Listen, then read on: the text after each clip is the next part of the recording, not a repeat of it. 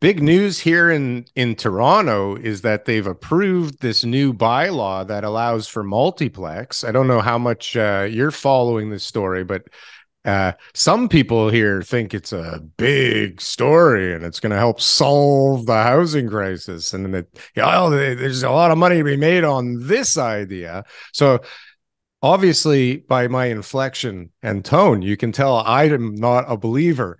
What Not a believer. what are you thinking about this? What are Well, your friends saying?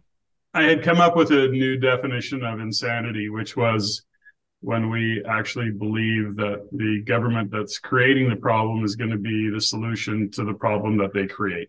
So, when I look at any time we consider some of these new programs to fix the problem, then you have to question: can they execute? Will they execute? Will we be able to work through the bureaucracy? So, having said that, I'm also working on being skeptical, not cynical, which is a really tough thing to do these days. But ultimately, I'm looking at it going, okay, we know that trying to crush demand through whether it be interest rates or more difficulty getting mortgages or foreign buyers or whatever that list of things is, that doesn't work. That's And not so working. you have to address the supply. So this is a way to kind of broaden the supply. And, I think it's a step in the right direction. That's what I think.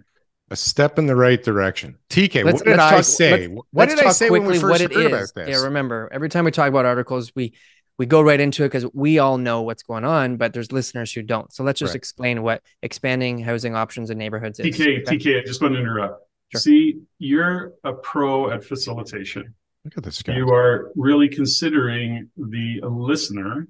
And so I commend you for that. Good job. Thank you, sir. Thank you, sir. So it's only from Why? making many mistakes in the past.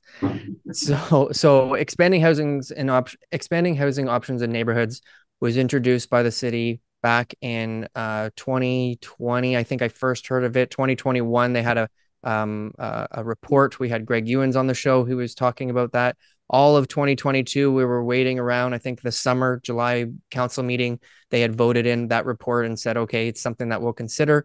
And now recently they have actually passed it with council, which Passed it. there were people who voted against this. I think there was like, quite a Deferring the few idea. who wanted more research and stuff. So it's amazing how people are still, fighting Need more research. more It wasn't more research. housing supply. It was Whatever people it was. in their communities saying, People in their we don't communities. want this shit here, Exactly. right? So in Toronto, we've got this huge amount of land that the land use designation is only meant for mostly detached, sometimes maybe semis or townhouses.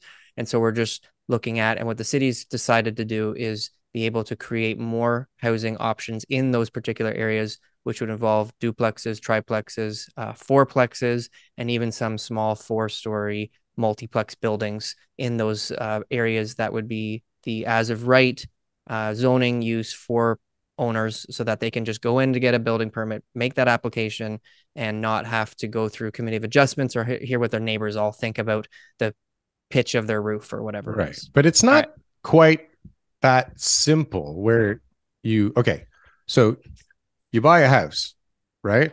And you think, oh, wow, it'd be great to add some units here to help out, with my ridiculous mortgage all of a sudden.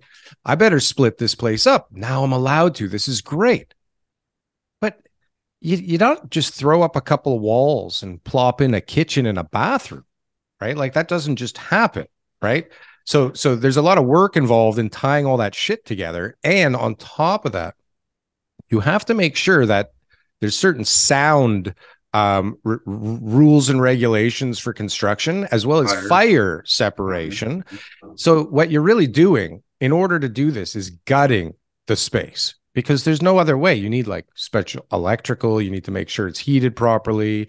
Like it has to have 2 forms of egress from everywhere. Like there's certain rules that make this not really financially feasible unless you come in and you can do it fresh, or you're planning on gutting the place. So like, how does this work, and where does it work financially to come in and do this?